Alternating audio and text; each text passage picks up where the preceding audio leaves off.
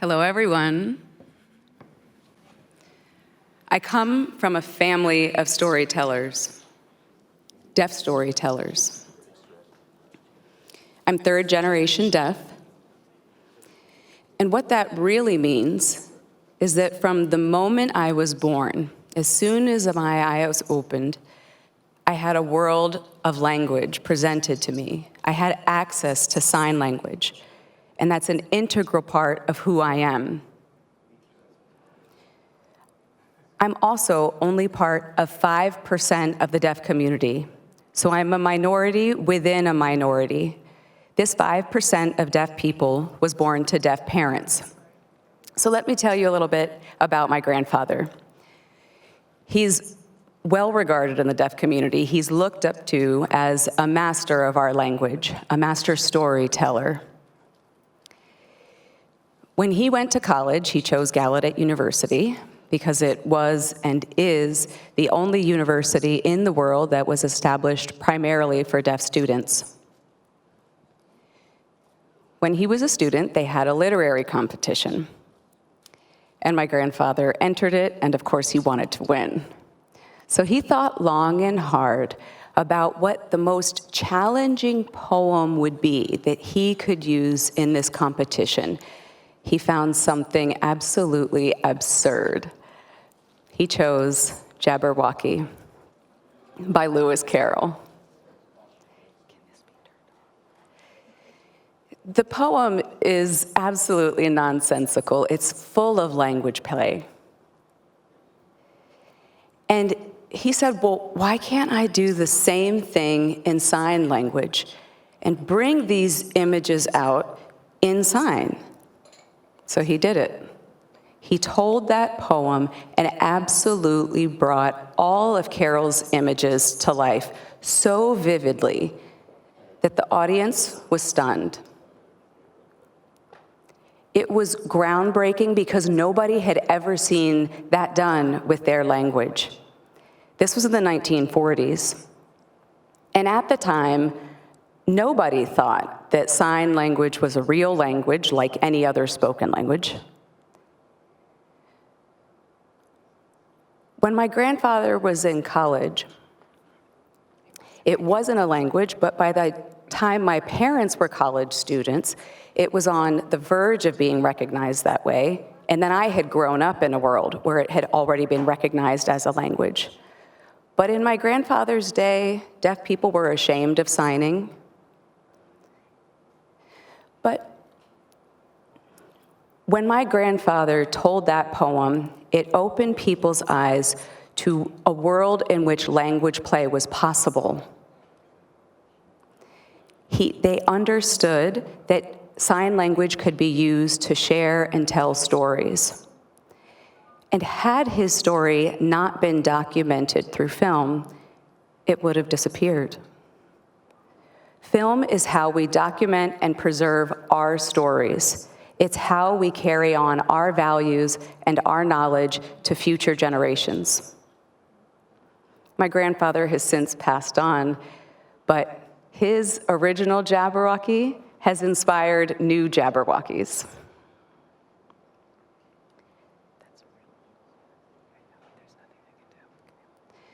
Now, remember I said I'm part of just 5%? What's life like for the remaining 95%? The other 95% of deaf people are born into hearing families, which mean they aren't born into families where they have immediate access to sign language. Early access to sign language in those first few years of life are so critical. Having no language access from birth to 5 means you're being deprived of language. And language deprivation has lifelong consequences. It creates cognitive delays, which lead to academic struggles and struggles in adulthood, all because of having a weak foundation from early childhood. And this is happening all over the world, including in the United States. Access to language is a basic human right. So why is this such a complicated problem? Because families who find out that their child are deaf are not connected to resources. When they find out their child is deaf, they go through a grieving process, they're often confused, and they're given misinformation. They feel so disconnected from communities. But with language, we can create human connections. So I'm here to let you know that we have resources. We have a wealth of resources in the deaf community. For example, we have a movement that's taking place through social media with the hashtag #WhyISign. It encourages families to use sign language with each other and with their deaf children to connect as family members. My siblings and a friend of mine created an app called the Asl App, which was designed to teach conversational phrases in ASL. Our intent in making the app was to connect communities. Learning just a few signs opens up doors to new worlds and new people. I want to see all doors everywhere opened for connection. I also created the Motion Light Lab, where we integrate creative literature and digital technologies to create immersive learning experiences. Pretty awesome, right? I also led the development of a storytelling tool that allows anyone to create bilingual storybook apps. That's what we do.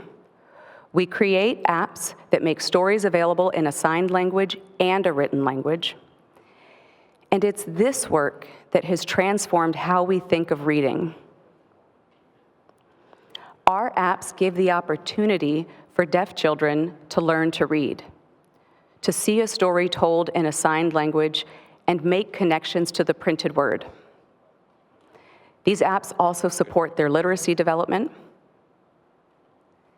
And not only that, they also encourage families to learn to sign.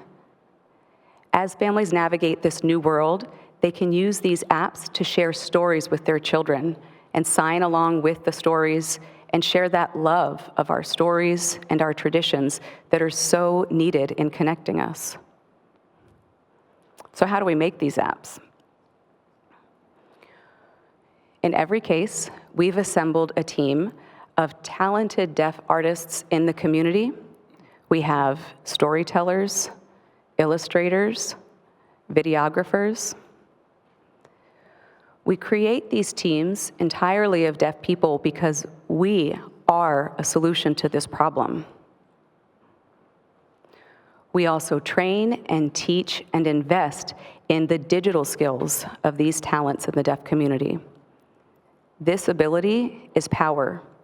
It creates the ability to document our visual language and tell our stories, which is representation. Our work not only benefits a deaf child, it benefits communities. With this expansion in literature, having literature available in both signed languages and written languages, it expands our views on the world. Everyone's view on the world. This then in turn allows connections with people in other countries. I've worked with deaf people in 11 other countries. We've translated them into 11 signed languages because sign language is not universal. Every country has their own signed language. In doing all of this international work, we have found folk tales and folklore that is traditionally only passed down through oral means, and we've made these stories come alive for deaf children, celebrating our humanity and our human diversity, as well as our cultures, in an inclusive way. Storytelling gifts from my grandfather that have been passed down to my family and to me are now being passed down to my son. I adopted my son when he was 4 years old, and at the time he had had no exposure to language. I understood language deprivation in new ways because it was up close and personal in my own home.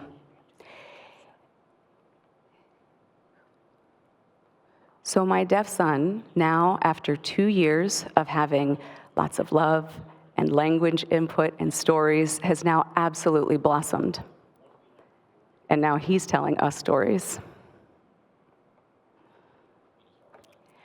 Access to language means access to stories. And that's the power of stories.